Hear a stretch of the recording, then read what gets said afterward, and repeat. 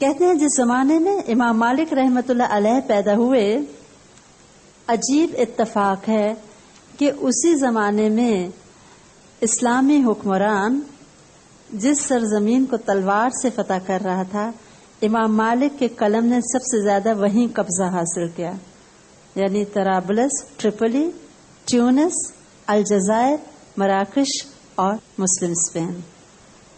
جب وہ پیدا ہوئے تھے تلوار سے وہ علاقے فتح ہو رہے تھے، اور جب یہ علم کی دنیا میں انہوں نے قدم رکھا تو ان کے علم نے وہاں جا کے اپنا قبضہ کیا اور ان کا علم اس طرف پھیلا۔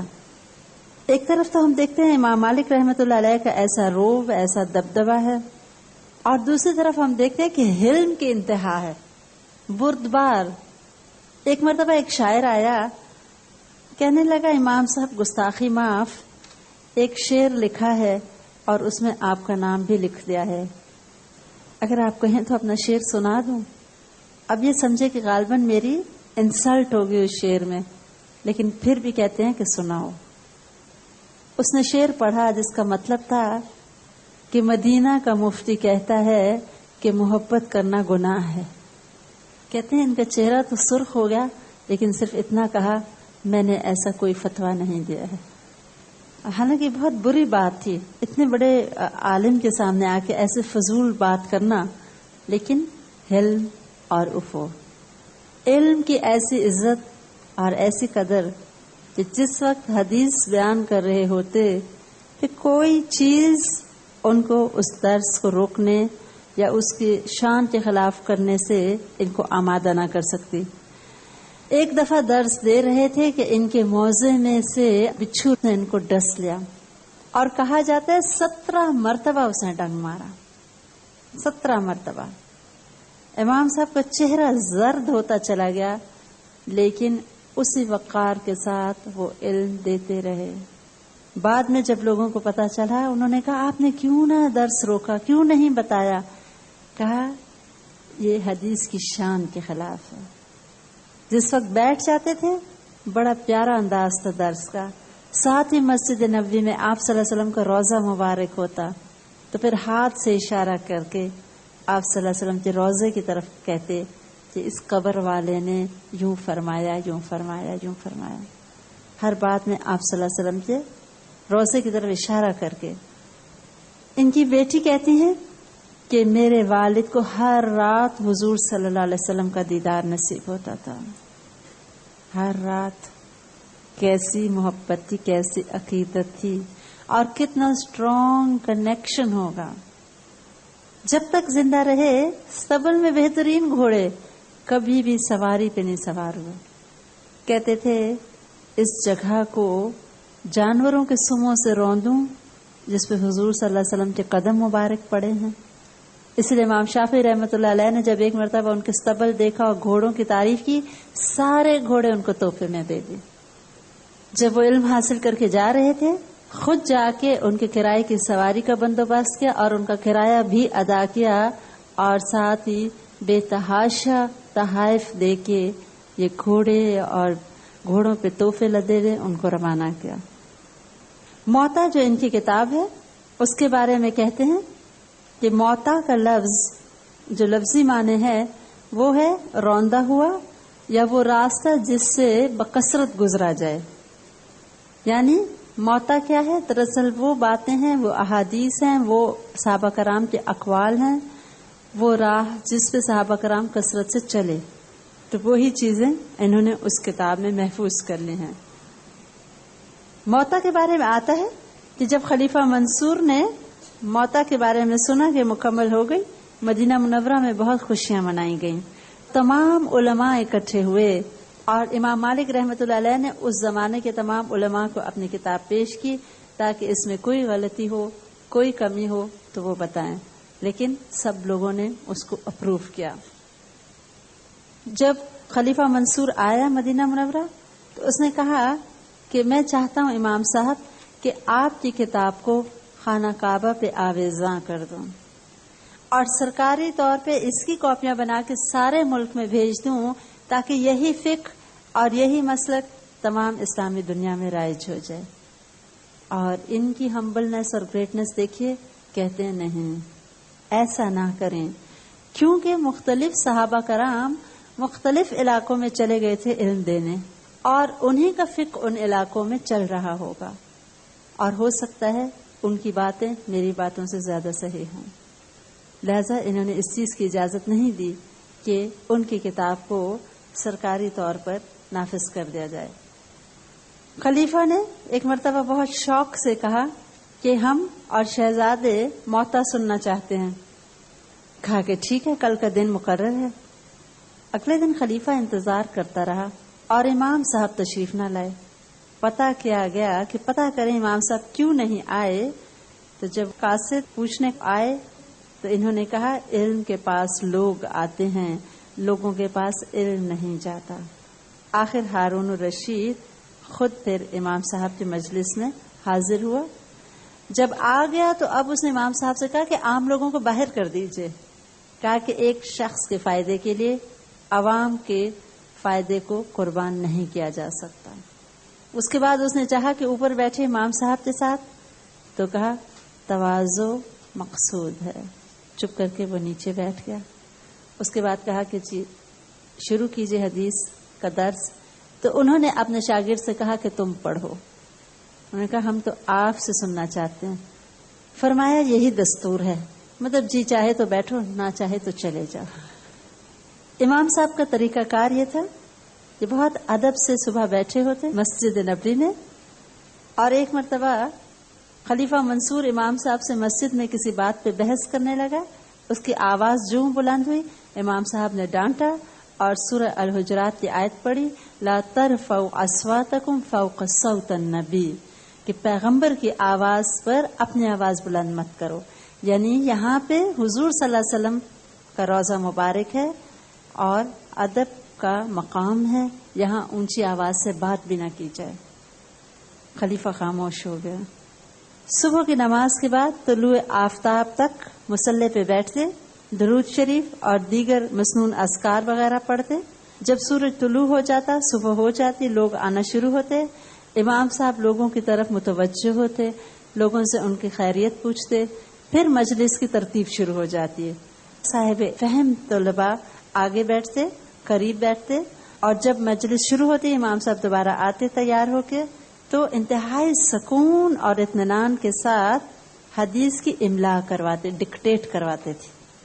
امام صاحب پڑھتے اور واضح آواز میں کھول کھول کے بلند آواز سے حدیث کو بیان فرماتے۔ لیکن مجمع چونکہ بہت بڑا ہو چکا تھا، اس لیے کچھ فاصلے پہ ان کے بہت قابل شاگرد کھڑے ہوتے اور وہ امام صاحب کے ورڈ ٹو ورڈ بات ریپیٹ کرتے تاکہ جو لوگ دور بیٹھے ہیں ان کو آواز چلی جائے، کیونکہ اس زمانے میں لاؤڈ سپیکرز نہیں تھے۔ اور یہی مانیٹرز کا سسٹم تھا امام صاحب کے مجلس میں، اور یہ سسٹم سب سے پہلے مسلمانوں کی ایجاد ہے۔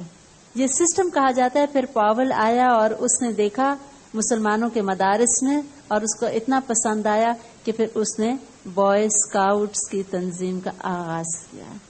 تو یہ جو آپ گرل گائیڈز اور اسکاؤٹس پڑھتے ہیں نا، اس کی ابتدا مشرق سے ہوئی تھی۔ افسوس یہ کہ ہماری اچھی چیزیں وہ سیکھ گئے، انہوں نے ان کو پروموٹ کیا اور ہم نے ٹوٹلی فراموش کر دیا۔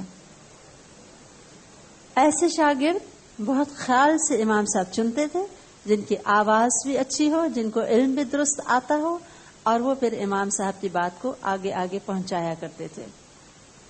پہلے دن امام صاحب بولتے اور وہ لکھ لیا جاتا۔ ان کا جو شاگرد کاتب تھا ان کا نام ابن حبیب تھا۔ اگلے دن پھر وہی کاتب اس کو پڑھتا اور امام صاحب سنتے تھے۔ اگر کہیں کوئی غلطی ہوتی تو اس کو چیک کرتے، درست کرواتے، اور اس کے ساتھ ہی اگر کوئی بات وضاحت طلب ہوتی، ایکسپلین کرنے والی ہوتی، تو پھر امام صاحب ایکسپلین کرتے۔ لیکن فائدہ یہ ہوتا تھا کہ اوریجنل حدیث کا ٹیکسٹ تو محفوظ ہوتا تھا، اس میں وہ ایڈیشنز نہیں ہوتی تھی۔ بعض شیوخ کا طریقہ کار یہ ہوتا تھا کہ وہ بتاتے ہوئے ایکسپلین بھی کر لیتے تھے اور طالب علم لکھ لیتے تھے۔ اس میں یہ احتمال تھا غلطی کا کہ وہ ایکسپلینیشن جو بیچ میں استاد کرتا تھا، کبھی کبھی اسٹوڈنٹ سمجھتے تھے یہ بھی حدیث کا حصہ ہے، اور اس میں غلطی کا احتمال ہوتا تھا۔ امام صاحب کا جو طریقہ کار تھا اس میں منیمم غلطی ہوتی تھی۔ کیونکہ پہلے دن صرف وہ ڈکٹیٹ کراتے تھے اور لوگ لکھ لیتے تھے. اگلے دن وہ لکھی بات کوئی اچھا شاگرد پڑھتا تھا اور امام صاحب سنتے تھے. اگر لکھنے میں غلطی ہو چکی ہوتی تھی تو چیک کروا کے غلطی کو ٹھیک کرواتے اور ساتھ ہی جو ایکسپلینیشنز ہوتی تھیں وہ بھی دے دیا کرتے تھے. امام صاحب کا حافظہ کہتے ہیں ایسا زبردست تھا کہ ایک مرتبہ جب علم حاصل کر رہے تھے امام ربیع الرائی ان کو امام زہری کی مجلس میں لے کے گئے. امام زہری رحمت اللہ علیہ نے 40 احادیث بولی 40 اور وہ لکھ لی گئی. اگلے دن انہوں نے کہا کہ کتاب لاؤ میں دیکھوں کل تم لوگوں نے کیا سیکھا ہے اور اس میں سے پڑھ کے بتاؤں.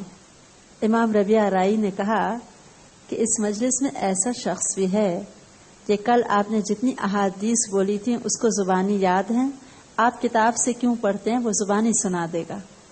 اس کے بعد امام مالک رحمت اللہ علیہ نے جب سنائی تو 40 احادیث ورڈ بائی ورڈ انہوں نے ریپیٹ کر دی. امام زہری رحمت اللہ علیہ حیران رہ گئے ان کے حافظے پہ اور کہنے لگے میں سمجھتا تھا صرف مجھ ہی کو سب یاد ہیں. اتنا زبردست ان کا حافظہ تھا. اسی طرح امام ابو حنیفہ رحمت اللہ علیہ کا نام بھی ان کے شاگردوں میں آتا ہے. یہ خود استاد اور امام ابو حنیفہ رحمت اللہ علیہ ان کے شاگرد بنے. حالانکہ عمر میں ان سے بڑے تھے لیکن روایات میں آتا ہے کہ وہ مدینہ منورہ آئے, امام صاحب کی مجلس میں انہوں نے شرکت کی, نہایت ادب سے دو زانوں ہو کے بیٹھے.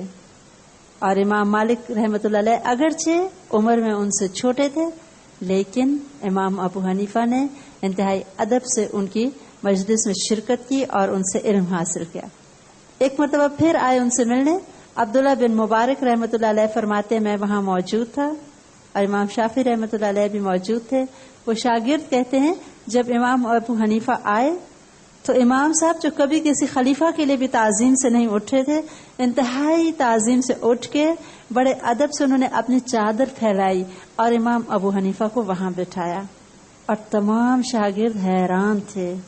جب امام ابو حنیفہ چلے گئے تو کہا یہ وہ عراقی ہیں ابو حنیفہ جو اگر چاہیں کہ ان ستونوں کو سونے کا ثابت کر دیں تو کر سکتے ہیں. یعنی کہ ایسا زبردست علم اور اتنی زبردست پاور آف سپیچ ہے. اور وہ کہتے ہیں اس کے بعد ہم نے دیکھا سفیان ثوری رحمت اللہ علیہ ان سے ملنے آئے. اگرچہ امام صاحب نے ان کی عزت کی لیکن وہ درجہ نہیں تھا تعظیم کا جو انہوں نے امام ابو حنیفہ کو دیا. تو امام صاحب کے شاگردوں میں امام شافعی رحمت اللہ علیہ اور امام ابو حنیفہ رحمت اللہ علیہ دونوں شامل ہیں, جس سے اندازہ لگا سکتے ہیں ہم کہ وہ لوگ تو ایک دوسرے کی عزت اور تعظیم کرتے رہے اور ہم نے انہی لوگوں کو بیس بنا دیا اختلافات کا. وہ اختلافات کرتے تھے تو ہیلدی اختلاف ہوتا تھا, اس میں لڑائی جھگڑا یا دوسرے کی تحقیر نہیں ہوا کرتی تھی, کسی سے نہیں ڈرتے تھے اللہ کے سوا اور حق بات کہتے ہوئے کبھی نہیں گھبراتے تھے.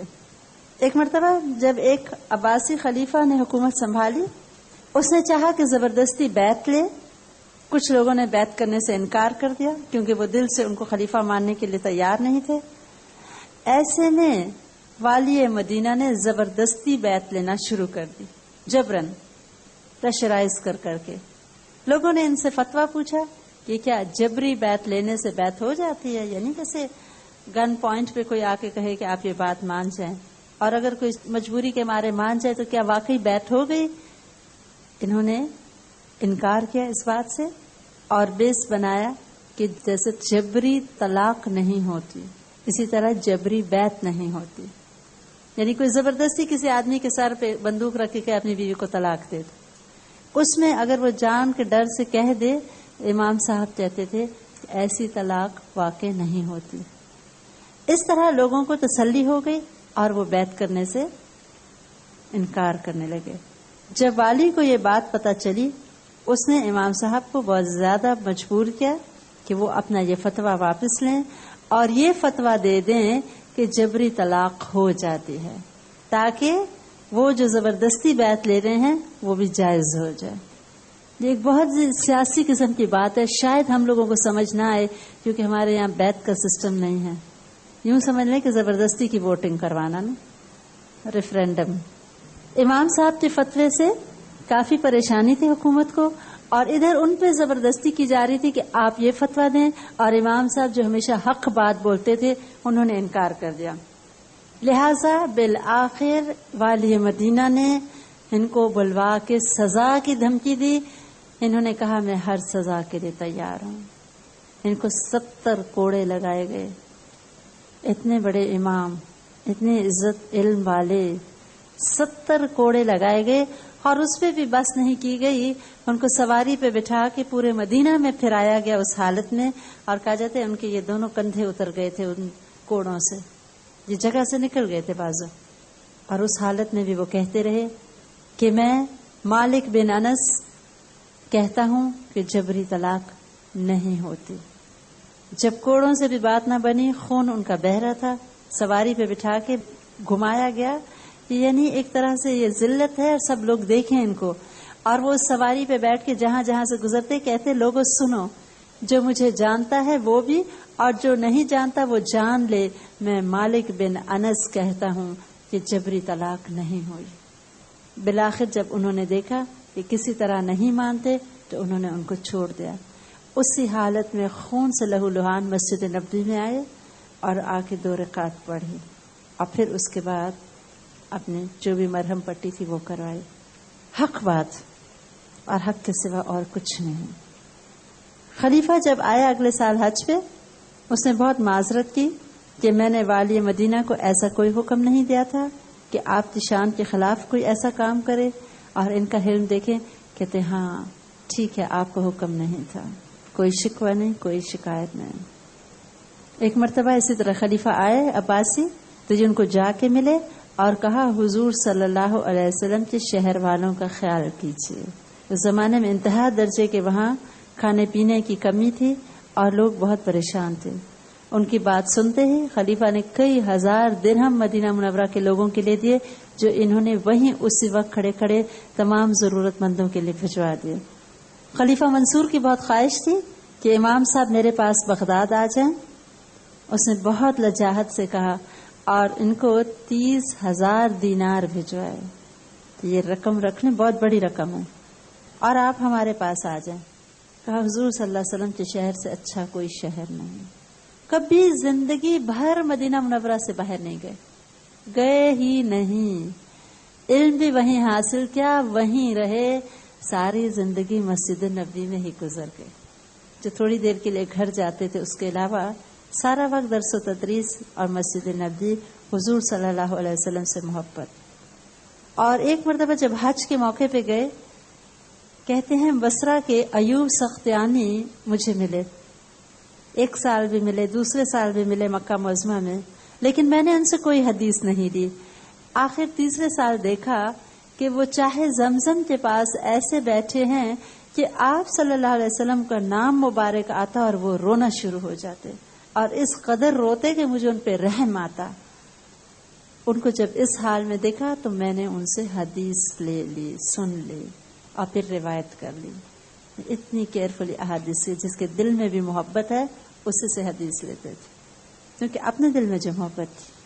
اور اسی لیے حسن نیت کو انہوں نے کہا تھا کہ بقا ہے، اور واقعی ہم نے دیکھا کہ بقا تو حسن نیت کو ہی ہے.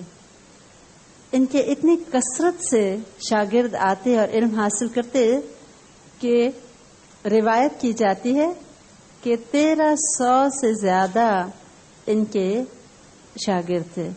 ایسے شاگرد جو قابل تھے، جن کے نام ملتے ہیں، جو سمجھدار تھے. ویسے تو ہجوم ہوا کرتا تھا. 1300 آپ سوچیں اگر شاگرد بیٹھے ہوں تو کتنا بڑا حلقہ درس ہوتا ہوگا. اتنا علم جاننے کے باوجود بہت ڈرتے تھے.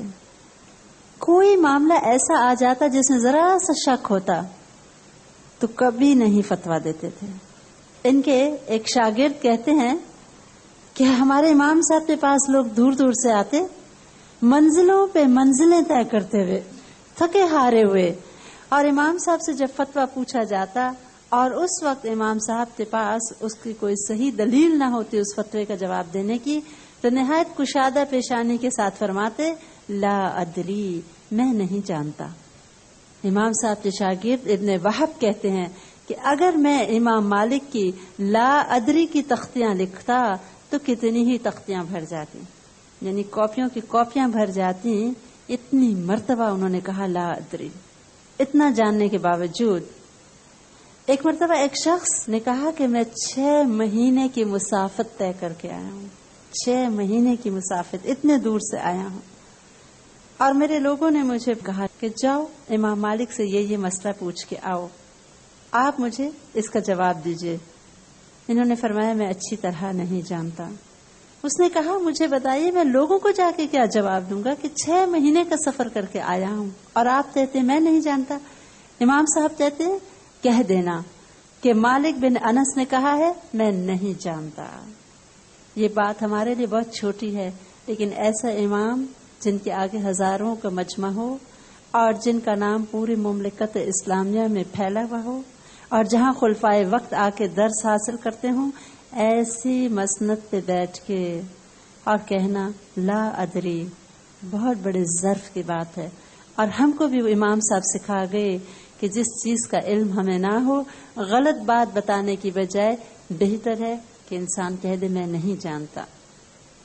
ایک اور شخص آیا اور کچھ دن تک ایک فتوے کے جواب کے لیے حاضر ہوا. آخر ایک دن کہنے لگا میں کل یہاں سے چلا جاؤں گا، جو کچھ بھی جواب ہے ارشاد فرما دیجئے. یہ سن کے امام صاحب نے سر جھکایا اور تھوڑی دیر بعد سر اٹھا کے فرمایا میں اسی مسئلے کا جواب دیتا ہوں جس میں کچھ بہتری جانتا ہوں. تمہارے اس مسئلے کو میں اچھی طرح نہیں جانتا، نہیں بتایا.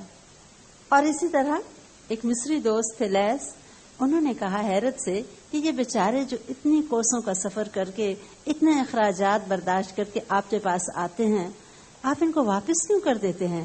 امام صاحب نے جواب دیا مصری مصر سے، شامی شام سے، عراقی عراق سے آتے ہیں اور پوچھتے ہیں شاید جو جواب میں نے آج دیا ہو اس کی بجائے کل مجھ کو کچھ اور جواب معلوم ہو جائے. تو یہ جو اتنی دور چلے جائیں گے ان کو پھر کیسے میں درست جواب بتاؤں گا؟ لہذا یہی بہتر سمجھتے کہ کہتے لا ادری، کہتے تھے میں اللہ سے ڈرتا ہوں اور میں گمان پہ کبھی جواب نہیں دیتا. لوگوں نے کہا آپ کو تو اتنا علم ہے، اور اگر آپ ایسے لوگوں کو کوئی چھوٹی سی بھی بات بتا دیں اور آپ کیوں اتنی فکر کرتے ہیں؟ چھوٹا سا مسئلہ لوگ پوچھتے ہیں اور آپ کا کھانا پینا حرام ہو جاتا ہے. کہنے لگے اس لیے کہ جتنا لوگوں کا مجھ پہ یقین زیادہ ہے اتنی ہی کوشش مجھے بھی کرنی چاہیے.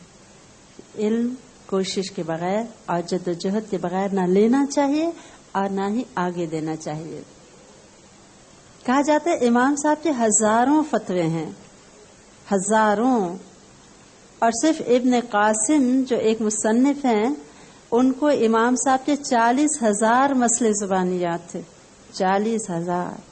اور امام صاحب جو اتنے بڑے مفتی تھے ان کی عظمت یہ دیکھیے کہ کبھی اگر کوئی مسئلہ ان سے زیادہ ان کے شاگردوں کو آتا ہوتا فوراً اپنے کم علمی کا اعتراف کرتے اور صحیح بات شاگرد سے لے لیتے. ایک مرتبہ انگلیوں کے خلال کے بارے میں کوئی بات کسی نے پوچھی، پاؤں کی انگلیوں کے خلال پہ، تو انہوں نے کچھ اس طرح کا جواب دیا کہ کوئی ایسا وہ نہیں ہے کہ لوگ کریں ضروری. اس پہ ایک شاگرد نے ان کو حدیث بتائی، انہوں نے فوراً اپنے فتوے سے رجوع کر لیا اور اعتراف کر لیا مجھے اس حدیث کا علم نہیں تھا، اب صحیح بات پہنچ گئی لہذا اس بات کی اصلاح کر دی جائے. ان کے بارے میں آتا ہے یحییٰ بن سعید جو امام حدیث ہیں فرماتے تھے کہ امام مالک اس امت کے لیے رحمت تھے. ابن ابی حزم نے کہا خدا کی قسم مالک سے بڑھ کر کوئی عالم نہیں دیکھا. ان کے استاد تھے اور کہتے تھے ان سے بڑا عالم نہیں دیکھا. امام صاحب ایک نہیں کئی خلفائے وقت کو علم دے چکے تھے. ایک بار خلیفہ منصور نے پوچھا ان سے کہ آپ سے زیادہ کوئی عالم ہے؟ امام صاحب نے فرمایا ہاں. خلیفہ کہنے لگا کون؟ کہتے نام یاد نہیں. منصور نے کہا میں بنو امیہ کے زمانے میں طلب علم کر چکا ہوں اور سب کو جانتا ہوں، مطلب جانتا ہوں کہ آپ کثر نفسی سے کام لے رہے ہیں، آپ سے بڑا عالم کوئی نہیں ہے. ایک مرتبہ خلیفہ منصور نے ان کو خیمے میں بلوایا. ان کے ساتھ سفیان ثوری اور سلیمان خواص بھی تھے. جب یہ داخل ہوئے تو سفیان ثوری رحمۃ اللہ علیہ نے دیکھا کہ فرش پہ بہت قیمتی کپڑا پڑا ہوا ہے. انہوں نے کہا جب تک یہ کپڑا نہیں اٹھایا جائے گا میں اندر نہیں آؤں گا. جب فرش اٹھا لیا گیا تو انہوں نے یہ آیت پڑھی منہا خلقناکم وفیہا نعیدکم ومنہا نخرجکم تارۃ اخری، کہ اسی سے تم کو نکالا، پیدا کیا، اور اسی میں تمہیں لوٹائیں گے، اور اسی سے تمہیں دوسری مرتبہ بھی نکالیں گے۔ اس کے بعد فرش پہ بیٹھ گئے۔ منصور کی آنکھوں میں آنسو آ گئے۔ سفیان ثوری دیر تک بیٹھے رہے اور اس کو نصیحتیں کرتے رہے۔ ایک عہدیدار نے کہا کہ اے خلیفہ، ایسے زبان دراز شخص کو قتل کرنے کا حکم کیوں نہیں دیتے؟ منصور نے کہا خاموش رہو، سفیان ثوری اور مالک بن انس کے سوا کوئی نہیں جس کا ادب کیا جائے۔ ایک مرتبہ خلیفہ بہت شدید ناراض تھا علماء سے، ان کی کوئی بات تھی جو علماء مان نہیں رہے تھے۔ انہوں نے 2-3 علماء کو بیک وقت بلوایا اور ان میں امام مالک رحمۃ اللہ علیہ کو بھی بلوایا۔ امام مالک نے نہا دھو کے صاف لباس پہنا اور کہا کہ میرا کفن ہے، مجھے پتا ہے آج میری موت ہے، اور حنوط مل لیا جو کہ مردوں کو لگایا جاتا ہے۔ آئے خلیفہ سے ملاقات کی۔ خلیفہ نے دونوں کو تو ناراض ہو کے واپس بھیج دیا اور پھر ان کو پاس بلایا۔ جب یہ قریب آئے تو کہا مجھے آپ سے حنوط کی بو آ رہی ہے۔ کہنے لگے ہاں میں نے لگایا ہوا ہے۔ اس نے کہا کیوں؟ کہا اس لیے کہ آج میں اپنی جان سے مایوس ہو کے شہادت پانے کے لیے آیا ہوں۔ اس پہ خلیفہ کہنے لگا سبحان اللہ، میں علم کے ستون کو خود اپنے ہاتھوں سے گراؤں گا، اور اس کے بعد نہایت عزت کے ساتھ ان کو واپس بھیج دیا۔ منصور اپنے بیٹوں کے ساتھ آیا تھا موتا سننے، آگے ان کے بیٹے اپنے بیٹوں کے ساتھ آئے تھے بعد میں۔ تو بیک وقت کئی خلیفہ ان کے پاس آتے اور ان سے آ کے علم حاصل کر کے جاتے، اور یہ تھے کہ بڑی شان سے انکار کر دیتے، خلیفہ کے خیمے میں جا کے کبھی حدیث نہیں بیان کرتے تھے۔ کہتے تھے علم کی عزت ہے، نہ چلتے پھرتے بیان کیا جائے اور سیکھا جائے، اور نہ ہی علم کو عزت کے مقام سے ہٹا کے اس کو دیا جائے۔ آخری وقت میں بہت بیمار ہوئے اور اس وقت رو رہے تھے۔ لوگوں نے کہا آپ کیوں رو رہے ہیں امام صاحب؟ 3 ہفتے تک بیمار رہے۔ آخری وقت میں جب بہت بوڑھے ہو گئے تھے، ایک مرتبہ خلیفہ نے بلوایا تو چلتے ہوئے گئے تو تمام علماء نے ان کو سہارا دیا ہوا تھا، جب بیٹھے تو علماء ان کے ساتھ بیٹھ گئے کہ ہمارے ساتھ ٹیک لگا کے بیٹھے۔ خلیفہ کہنے لگا سبحان اللہ، میں تو اگر ان میں سے ایک کو بھی کہوں تو کوئی نہ گوارا کرے کہ میں اس کے ساتھ ٹیک لگاؤں۔ امام کی کیا شان ہے کہ سارے حاضر ہیں کہ ہمارے ساتھ ٹیک لگا لیں۔ لیکن جب فوت ہونے لگے 3 ہفتے بیمار رہے اور بہت روتے تھے۔ لوگوں نے کہا آپ کیوں روتے ہیں؟ کہتے ہیں میں کیسے نہ روؤں، میں نہ روؤں تو اور کون روئے گا؟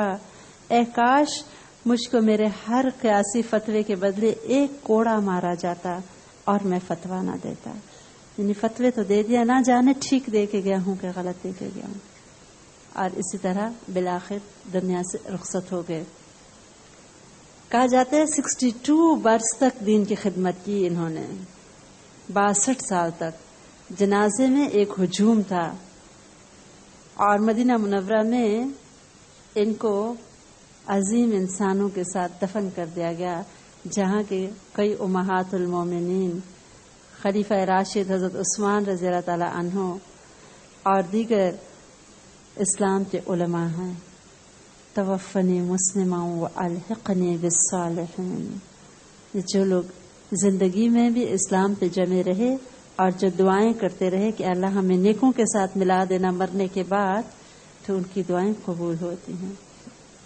جس وقت ان کا انتقال ہوا، عمر بن سعد انصاری نے یہ شعر کسی کو پڑھتے ہوئے سنا کہ اسلام کے ستون ہل گئے، جس صبح کو رہنما قبر میں آسودہ ہوا، وہ ہدایت کا پیشوا اور علم کا ہمیشہ محافظ رہا، اس پر تا قیامت خدا کا سلام۔ کوفہ میں سفیان بن عینیہ کو جب ان کی وفات کا علم ہوا تو ان پہ سکوت طاری ہو گیا اور کہنے لگے زمین پر مالک نے اپنی مثال نہیں چھوڑی۔ ایک شاعر ان کی موتا کے بارے میں کہتا تھا کہ جب موتا کا آفتاب چمک گیا تو باقی کتابیں تو ستاروں کی مانند ماند پڑ گئیں۔ تم کو علم حاصل کرنا ہے تو آفتاب کو لے لو اور ستاروں کو چھوڑ دو۔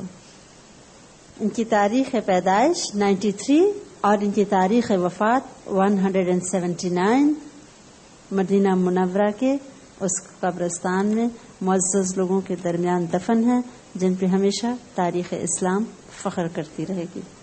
السلام علیکم ورحمۃ اللہ وبرکاتہ۔